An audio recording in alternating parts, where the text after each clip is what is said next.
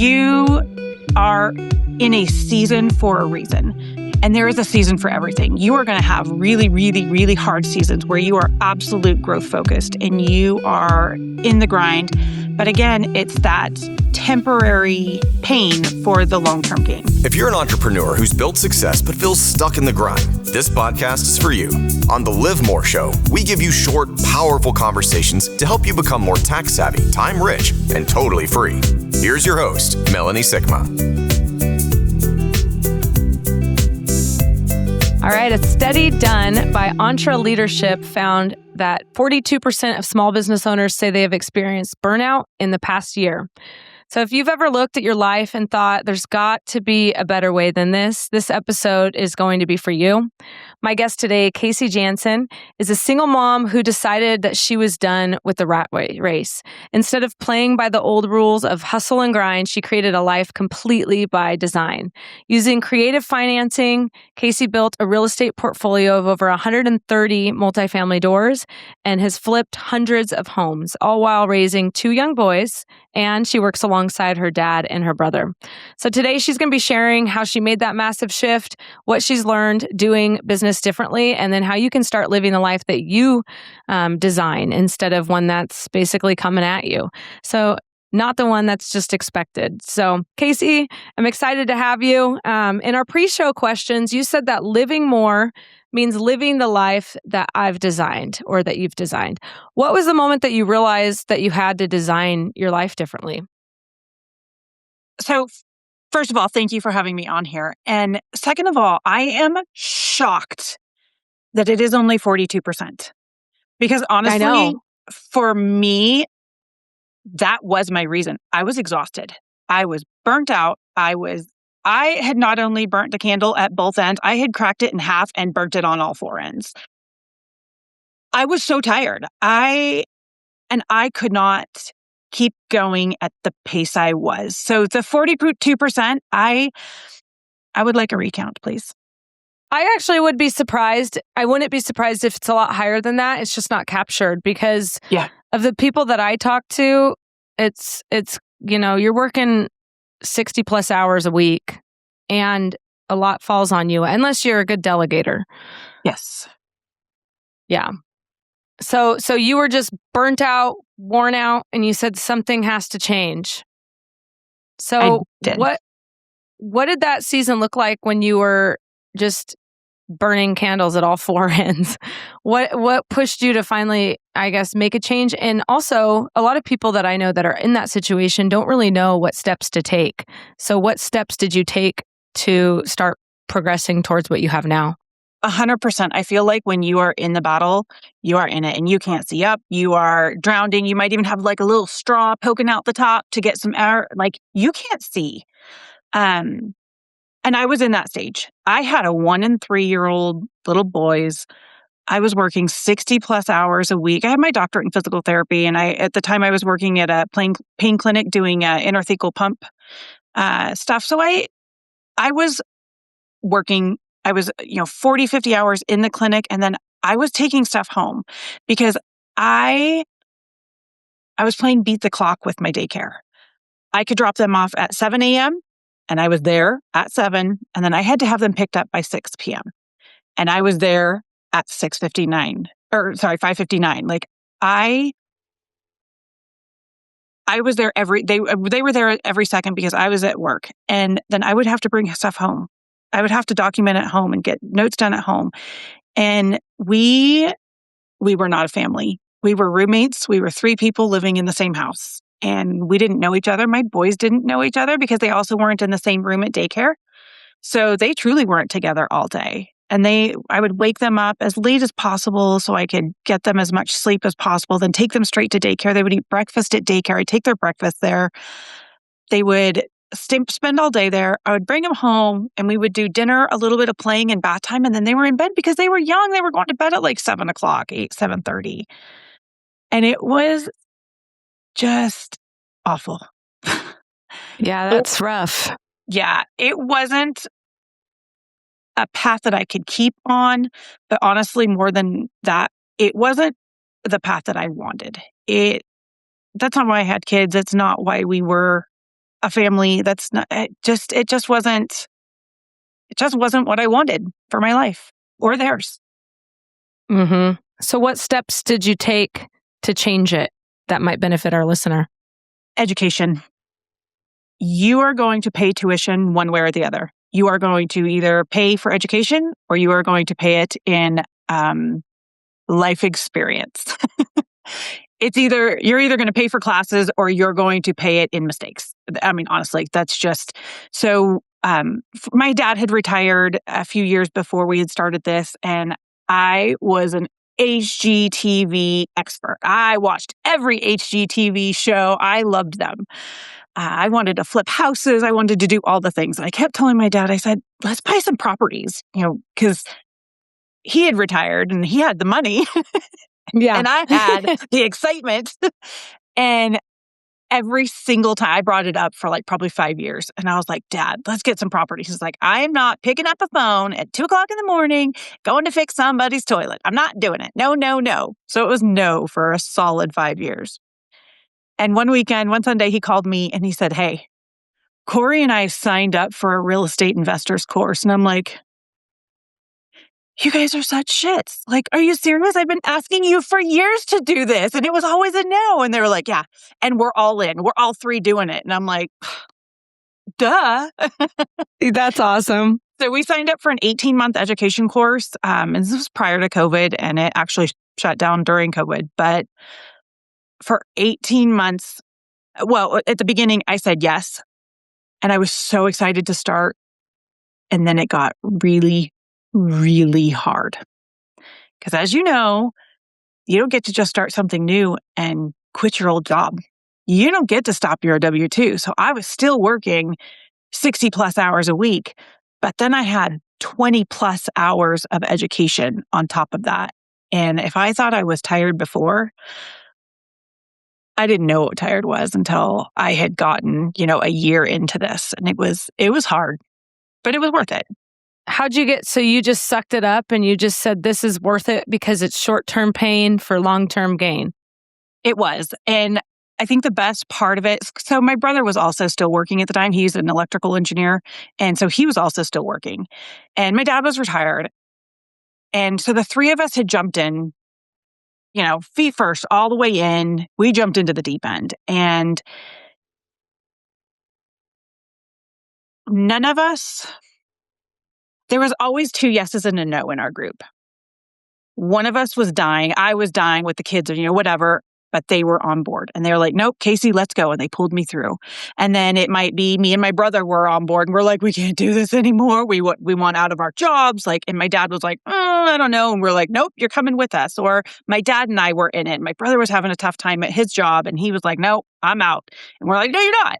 So we had that support that got all of us through it, which I don't know that if I had gone in by myself, that honestly, I would have made it through. It was really, really hard.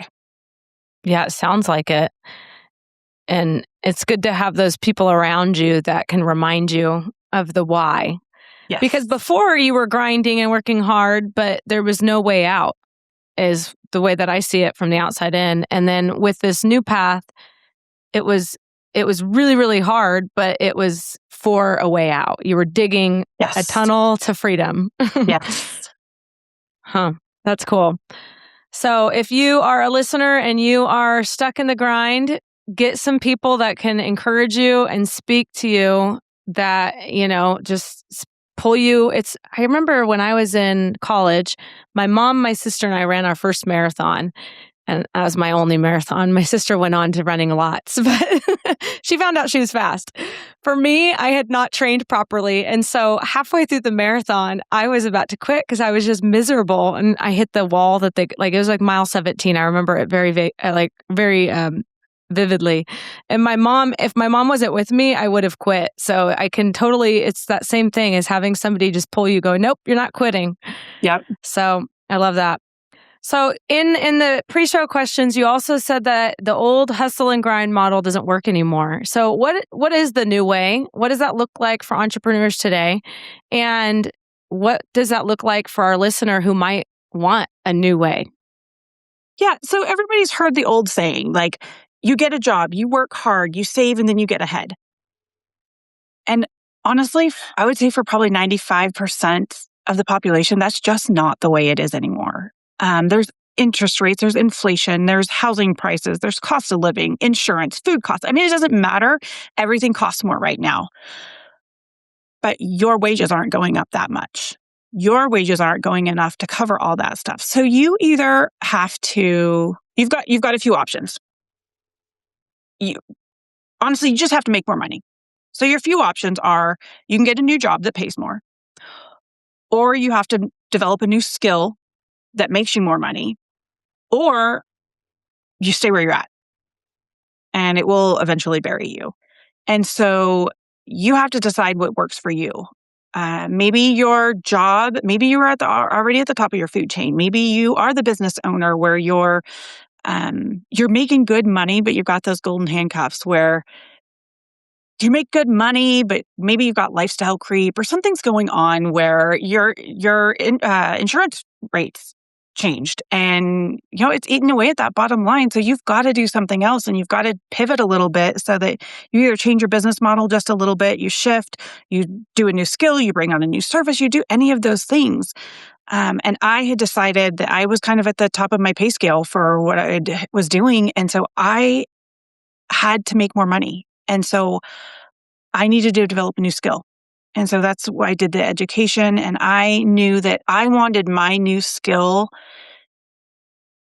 to make me some passive money. I love real estate investing, but I don't want to have to walk through a job site 3 times a day or spend 12 hours a day at a job site. I was just trading jobs. I didn't want a new job. I wanted something that could make me money and give me the lifestyle and the time freedom that I truly needed for my kids. Yeah, that's great. What does that freedom look like now? What does your day-to-day look like with your kiddos now? I get up with them every morning. We ride our bikes almost every day to school. I try and do work while they are at school. And then when they're home, I'm theirs. I try not to be on my phone. I do not always do so great at that. My youngest will be like, "Mom, put your phone down." I'm like, okay. But I try really hard not to be on my phone when they're here. I will take calls, and there are some times where you just can't help it.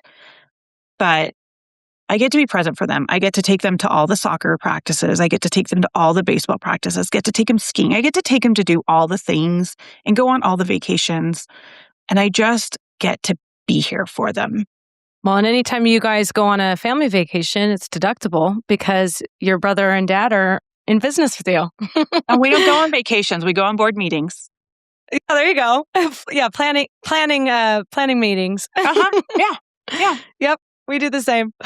That's awesome. So how do you balance being ambitious and growing fast without falling back into that same burnout pattern? Because I know like entrepreneurs by nature, we're hard workers. We kind of get addicted to the success of it all. And so how do you make sure that you don't fall back out into that? So I feel like balance is bullshit. There is no such thing as balance. You are in a season for a reason. And there is a season for everything. You are going to have really, really, really hard seasons where you are absolute growth focused and you are in the grind. But again, it's that temporary pain for the long-term gain. And the season will pass. I don't think that everybody's day-to-day life is perfect. I don't think that exists. And I think if people are trying to get to that, they're going to fail most of the time because it's just not reasonable. But I just keep pushing. I cannot ever go back. I am incredibly unemployable now. I can never be an employee again. The system is broken and I can't go back into it. So my balance is doing whatever can get me ahead that works for my family in the moment. Because what works for me this month did not work for me 6 months ago. And what works for me today will not work for me in a year. So you have to be really adaptable and really open to change and pivoting because it's a change. There is no entrepreneur out there that is doing the same thing today that they did a year ago or during COVID. Because if that's taught us anything, is that nothing is forever. Yep. You got to be ready to pivot at any time. And then I like that. So for our listener, just to pull from that is, I guess, look at just the short term. What do you need now? And then the balance, I agree. It's not practical to think that every day is going to be balanced. Like I homeschool my kids, but today they're at a babysitter's because I have a lot of calls. And that's usually one day a week I do that. So today my kid meter is down, but my work meter's up. And then yesterday I spent more time with my kids. And so it's just balanced. So it's not necessarily balanced. It's more like the roller coaster, depending on the day. Absolutely. It's cyclical. I mean, and I really love goal setting and I do goal set every year. But I have realized that my 1-year goals are very rarely ever met because they are changed halfway through the year. And it's not because I don't get them, but I might tweak them a little bit. And so the goals that I set this next month will be met next December, but in a different way. So I love 6-month goals because, again, it's more of the what do we need now? What do we need to move forward? And I feel like a year away also is very daunting and overwhelming, where I feel like in 6 months, yeah, great. Let's do this in 6 months. That's more attainable. Mm-hmm. Yeah. Just continually focusing and tweaking on them. I love that. Okay. How do you keep business simple when there's so many moving parts in real estate? That one is, again, I got into this because I wanted a different way. I didn't want another job. So 100% I had to put in systems and SOPs because I wanted more time and money. Everybody wants that. But if my business can't run if I'm not standing there micromanaging every single thing, I failed my business because I just bought myself another job. That's all I did. And I don't think that's any business owner's goal. No listener got into this to work 23 and a half hours a day. Initially, I think a lot of people will get into something for the money and then they, kind of change it and tweak it and it develops over the time. And then they decide they want to be able to take their kids on more vacations or be with their kids or take them to school or homeschool or do whatever, or be able to afford the babysitter to go to dinner or whatever. But if you can't do that and step away, then what's the point? Mm-hmm. So you're free to, I guess, you create systems and then you trust the system to work. Yes. So you've got to systematize, you've got to automate, and you have to delegate. But that doesn't mean you make it and then forget it. You have to stay on top of all of those things because if you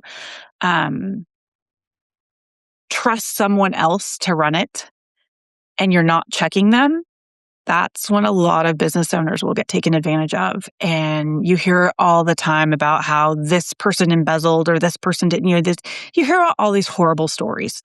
So put the right people in place, but know what's going on always. How do you keep then, as you delegate a task, you create an SOP around it, how do you keep your team accountable to those? And how do you make sure that those things are happening the way that you want without you having to micromanage? So all of our property managers, our property manager for all of our properties, we have a weekly meeting. And it's actually happening right now. So I got the other team on there. We go over a checklist, and we have probably 10 metrics that we go over every single week, and they are the same metrics. So our property manager knows exactly what's coming.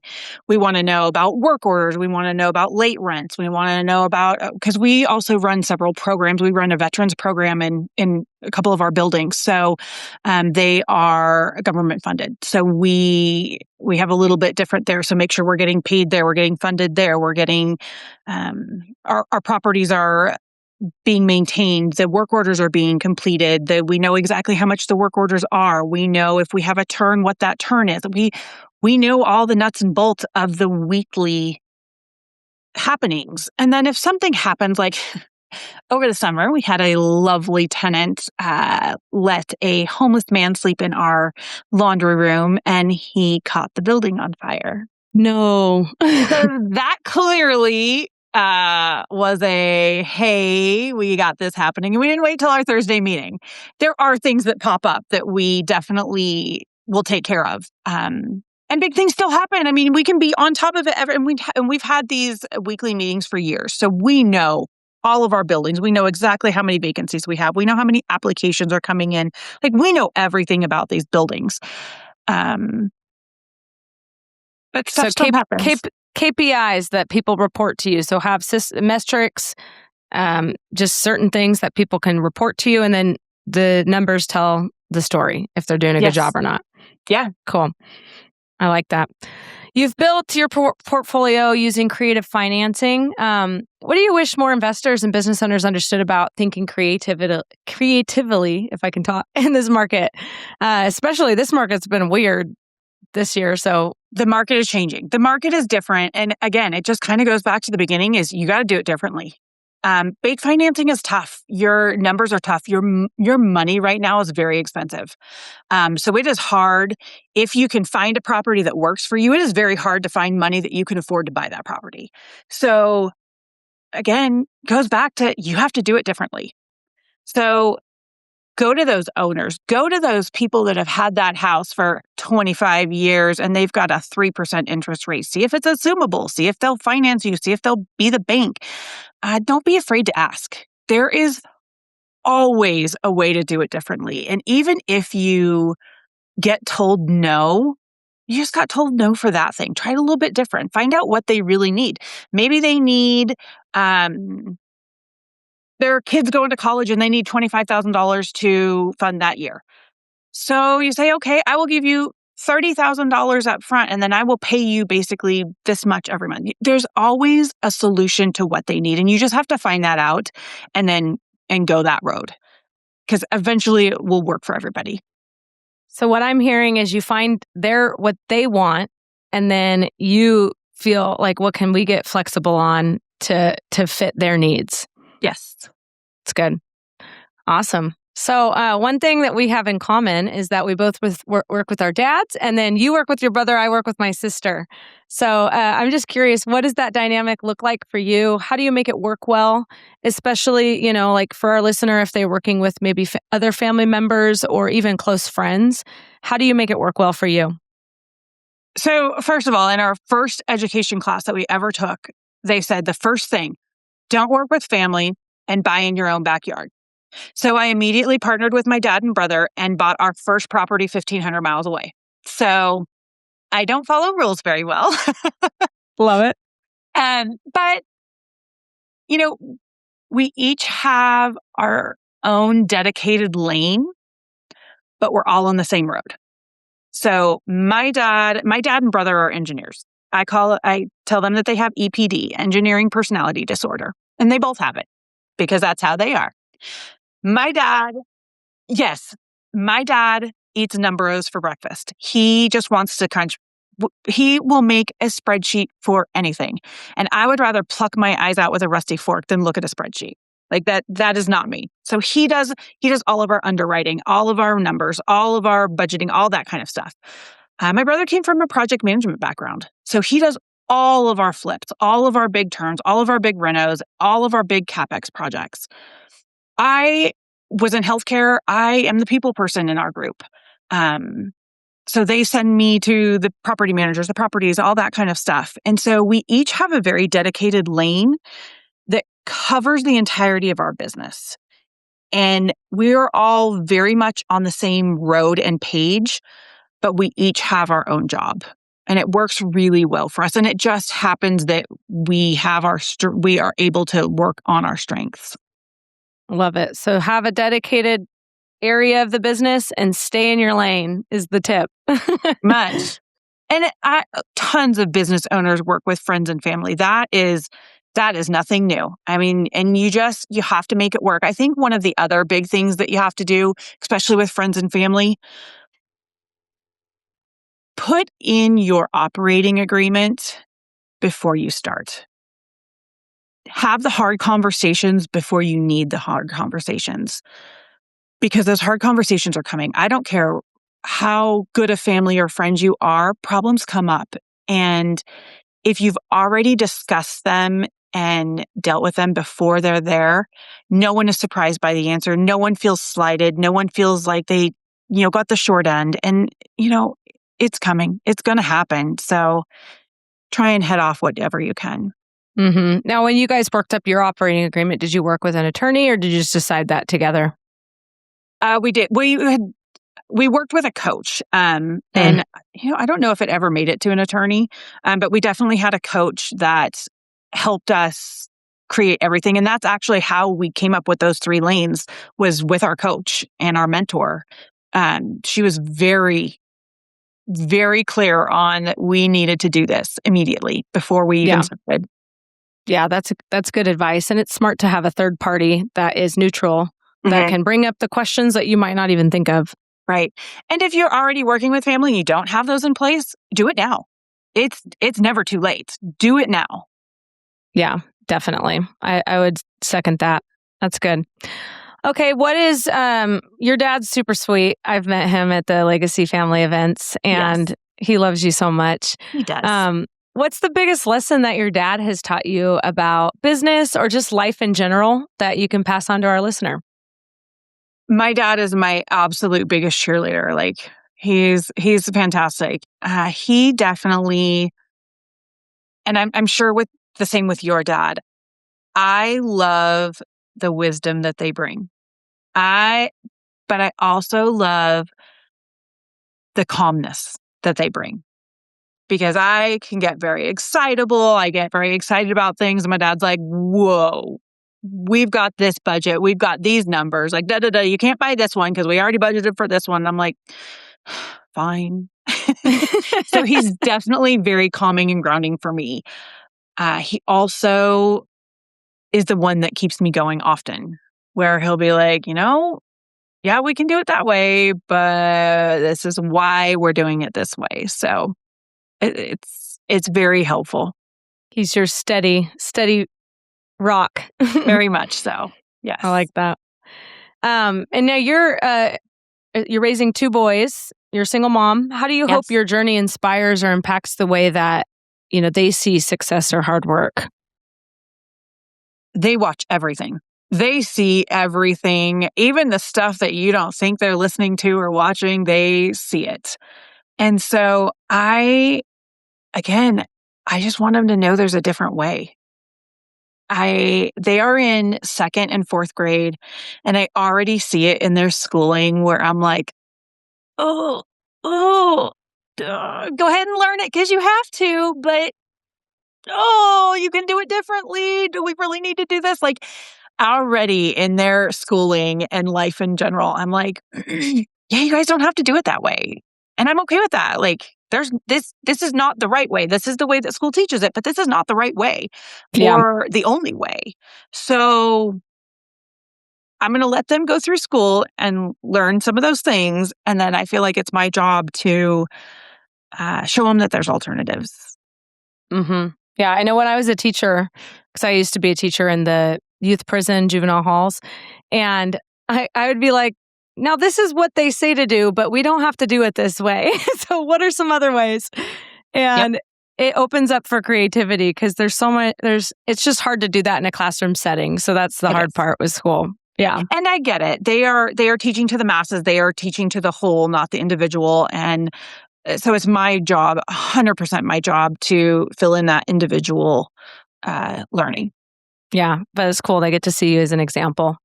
Now, being a single mom and a business owner like standing alone is a lot, and that's both of those are demanding. I'm a mom and I have a husband, and he, helps. So I can't imagine, and it's already overwhelming with both. So I can't imagine, how you balance it all. But you said balance is not real. Not a real thing. What have you learned about grit, grace, and balance through it all? What I guess what helps you stay grounded when you're trying to juggle both roles? Yeah, it is. But you already know my stance on balance. But the journey, and I think the entrepreneur journey in general, it's ugly, it's hard, and it's lonely. You will change friends, you will change jobs, you will change scenes, there will be so much in your life that is changing. It is very hard. And then I feel like you're in the muck, you're in the mud. And then all of a sudden the mud gets a little lighter and you're, only ankle deep now. And then you get out and then you can see and you're like, oh, there's like this clearing on the other side. And you'll get there, but you have to keep going. And sometimes you don't trust the process. Sometimes you are definitely ready to throw in the towel and raise the little white flag. But it's worth it. You remember your why, you remember all the things that you're doing it for. And then that little kid comes up to you and is like, Mom, whatever. And then you remember why you're doing it. And it's so hard in the moment. And when you're starting, it's so hard. It feels very suffocating, but you get through it. Yep. You just have to keep going. Yeah, you have to be committed to the path forward and decide that you're just going to give it your all. Yeah. And there's no going back. I mean, yeah, once you taste the freedom. Yeah. Yeah. You made this change. You opened this business for a reason. You started this, service for a reason. And sometimes we lose sight of that a bit because it does get so hard in some seasons. But then that season passes. Mm-hmm. And sometimes, like for me, I know I one of my core values is freedom. But that doesn't mean I'm free to do whatever I want. And it kind of just means more like flexibility to do it how I want it and when I want it. Exactly. Yeah. So I think defining what you're really wanting out of it and then working backwards. So what's the long-term goal? And then working backwards and making sure that you're staying focused on that in the meantime so that you don't lose sight of why you're doing it. Absolutely. So I'd agree with you there. On the tough days, what keeps you moving forward? Tough days are going to happen. And sometimes they're going to happen often. And sometimes they're going to happen back to back.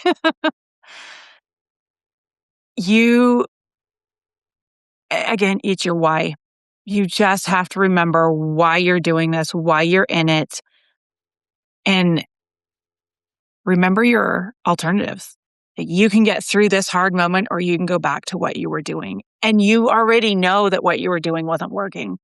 So that's not really an option anymore. Your only option is to keep going forward and to get through that tough day and to figure out why it's tough and fix it so that that same tough day doesn't happen in a week or a month or a year or 10 years or whatever. Yeah, I like that.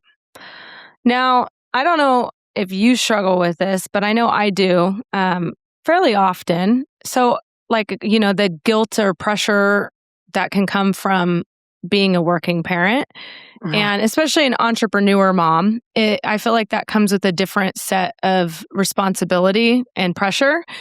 How do you handle that? Like, how do you handle that weight or the guilt? Maybe, I don't know where you are at with that, but that can come from struggling or juggling both roles.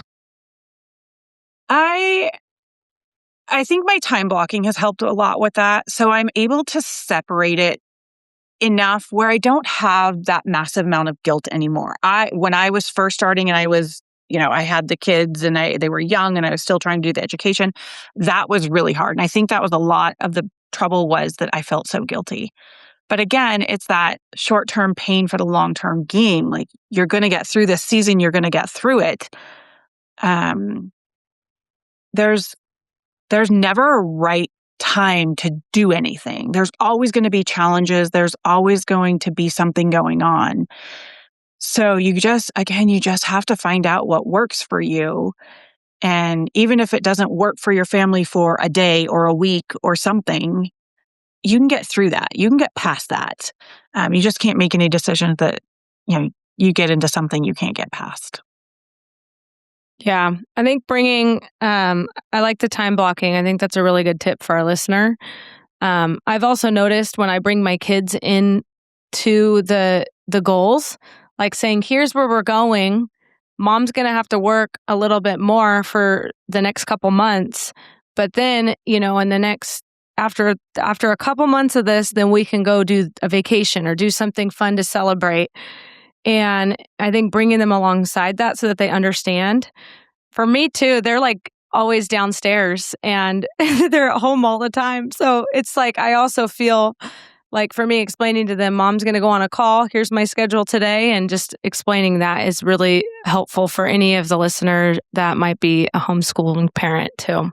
Yeah. I involve my kids in everything I can, even if it's not age appropriate. My kids have been to closings and they're like, Mom, and it's not fun for them. They're just sitting in another conference room while I'm signing papers. They have no idea what's going on yet, but they will. And again, same thing. I let them. We did a trash out a few months ago, earlier this year, and they got to throw stuff into the giant trash can, and they thought that was the coolest thing ever. Like, do you ever let them break things apart? Yes. Yeah. 7 and 9-year-olds, like, they got to stand on the roof and throw stuff in. They were so excited. And I was like, hey, buds, I will pay you for this because you are contract laborers now. And they're like, what? Because I got to get that kid payment in. Yeah, got a tax-free income. Exactly. So I involve them in everything I can. And they just sometimes they think it's fun. Sometimes they think it's boring. They don't understand what they're learning at this point, but they're learning. Yeah, that's awesome. I love that. Yeah, they'll look back and like have all these memories. It's funny, like looking back now with my dad, I didn't realize how much of my dad's life was involved in business, but you see it now and you're like, oh, I get it. Yeah. So it'll click one day. If you could go back in time when you first started your entrepreneur journey and take one skill set or piece of knowledge with you, what would it be? I had a mentor very early on, and his piece of advice that I still remember to this day was say yes and figure it out later. Never a time in history will be perfect. Never. And so say yes, commit to it, jump in, and figure out all the details later. There's always going to be weeds and mud, always. So get through it. That's good. It's kind of like you create the constraints, so you have to figure it out. Yeah. That's great. Now, what advice would you give to the entrepreneur listening who you said there's always going to be weeds? So this person, they're feeling stuck in the weeds of their business right now. What's one action item that they can practically do this week? Go buy a weed whacker.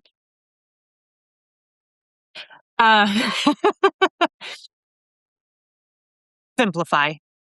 And I don't care what business problem you are having right now. There are 10,000 business owners that has had it before.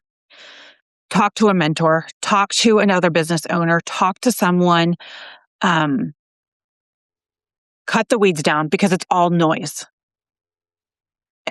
You get to the point where you are standing in the weeds and you can't see around you. But if you step back, clear your mind, simplify what's going on, get to the root cause, get to the base problem, and start there. You'll be able to see clear, take that 10,000 foot approach where you're looking down on the weeds, because then you can actually see the problem. Like, you might think these 10 things are the problems, but they're not. It's this thing that's the problem. So when you really clear your mind and simplify it, it's not as daunting. That's good. What's one thing that you've said no to that's helped you protect your time or peace? Because it's kind of sometimes it's not what you can say yes to, it's what you can say no to. Like you're saying, eliminate some things. So what are some things that you've had to say no to? So funny you should say that. Have you ever heard at the beginning of the year, you pick your word for the year? Yeah. Okay. My word this year was no. Oh, I like that. Yeah. So I had gotten to the point where I had said yes to so many things. I had created my own chaos. And I was like, I got into this to design the life that I wanted. And I am so stressed out because I have so many things to do. So I really, really, really focused this year on stepping back from things and saying no to things. One, you always hear things that don't serve you, the things that are your stressors, but not necessary. I mean, my kids are my stressors, but I can't say no to them. I can't get rid of them. I'm pretty sure there's laws against that. Amen to that. But I was very involved in a rescue for about 10 years, and it had become to the point where it wasn't the joy that I needed it to be anymore. And it was becoming this very large stress in my life. And so in February, I stepped back from it. And I was putting in 20, 30 hours a week to that rescue. And so that was a big one where I had said I had to cut ties, and I had to reevaluate that time and redistribute that time into things that really did serve my life. And it was hard. It was really hard. There's also, they talk about the $10 an hour and then the $10,000 an hour jobs. You hire out the $10 an hour job so that you can focus on the money making things. A lot of entrepreneurs and very successful people will tell you, don't clean your house, don't do your laundry, don't cook the dinner, don't go pick up your own dry cleaning, don't. There's all these things that you can hire out and do.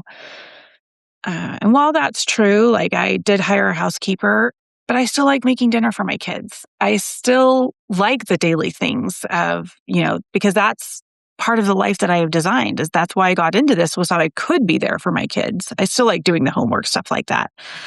But you have to, you have to figure out, again, what works for you and your family. Mm-hmm. The hard part for me is saying no to the things that I want to do, but that don't serve the overall goal. So I think part of it too is getting super clear on what you want. Yes. And, and sometimes you have to say no to things that you really want to do. That's the hardest part for me because I have FOMO up the wall. And so I have a very hard time saying no to things that I want to say yes to. But it does serve you in the long run and you're happy that you did it. It is. And you got to be careful there, because then you have to get into it might not serve the family and the overall goal, but that girls' weekend trip to Napa feeds my soul and it's part of my self-care and it keeps me sane. So while no, it doesn't directly affect my business, but in the overall long term of things, it really does, because I need to be happy and I need to fill my own bucket and I need to take care of myself and do those things. So say yes sometimes. Yeah. I'm part of this group. I've been a part of this group called Leadership Boardroom, and they teach you how to create a vision for not only your business, but your life. And so your business is supposed to suit your goals for your life. And a lot of people get too set on just business goals. And so then everything surrounding that, when your business is supposed to serve you as the business owner. And so I love that you said, say yes sometimes. And that's where knowing what is your life vision, how does your business set into that? And then what are some other things that you need to say no or yes to, but having that clearly defined path that you want to follow. Yeah, I think a lot of people get caught up in the noise. And I think a lot of people get caught up in social media expectations and your societal expectations, where they're like, well, I need to do this so I can post about it and people can see that I'm doing this. Nobody cares. Yep. Nobody cares. And if it doesn't serve you, then it doesn't matter. Yep. Amen to that. How has spinning off of that, how's your definition of success evolved as your business and your family have grown? I think everybody starts the journey for the money. I think that is most people's initial goal. And then I think for the most part, it very quickly changes. For me, I wanted the time freedom. I wanted to be able to take my kids to school. I wanted to be able to, I remember that my son was 18 months old and they had a holiday party and I couldn't get the time off from my job to go to it. And it was like right then that I was like, I'm never missing another holiday party. And that was, that when I could go to every holiday party, that's when I felt like I was successful. But they change, then they change. And then something happens in life. We had a very significant family health crisis 2 years ago. And within, I got a call on Friday with some diagnoses.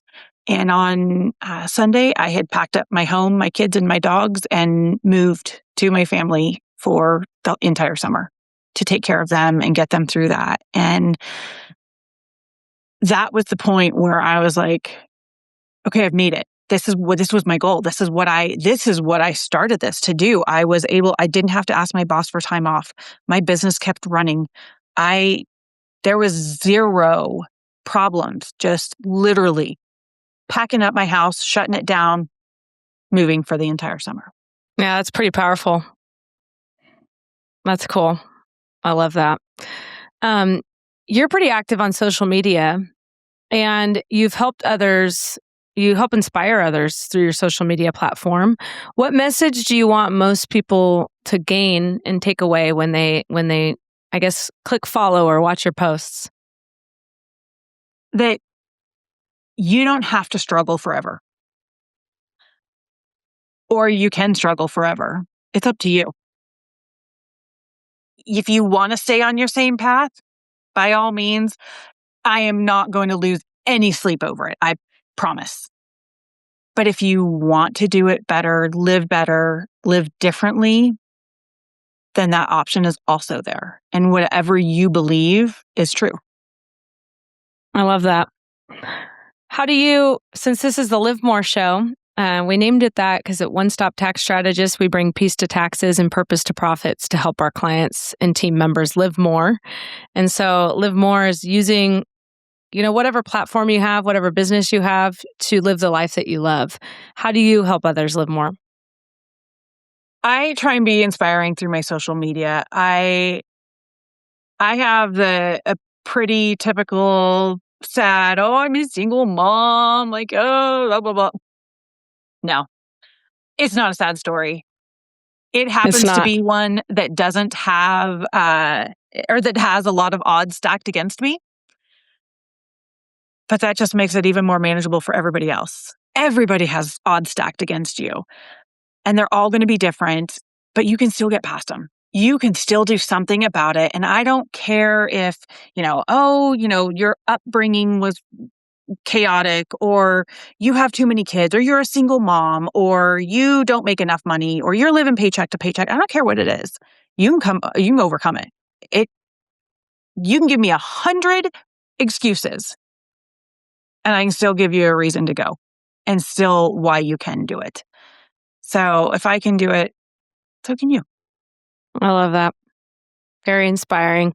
Well, Kaci, thank you for sharing your story and thank you for inspiring us. I know I feel inspired and grateful that I know you. So thank you for showing us that freedom's not about escaping the work. It's about doing things differently and doing it with purpose and intentionality rather than just letting it happen to you. So if you guys want to get in touch with Kaci, I'll put her information, any links in the show notes. And by all means, I encourage you to follow her. She has great stuff and she's super helpful. And so I just would encourage you to do that. If you're listening right now and maybe you're craving that same shift that she had, and maybe you're stuck in the grind like she was experiencing and you're trying to work your way out, you just want to live more, but you don't know where to start. So don't turn this off. Let it roll into the next episode. It's going to be continued to be packed with more practical ways to help you get out of the grind and design the life and business that you actually want to be a part of. So just let it roll. You don't want to miss it. If you enjoyed today's episode, we'd ask that you leave a quick and honest review to help more business owners find the show.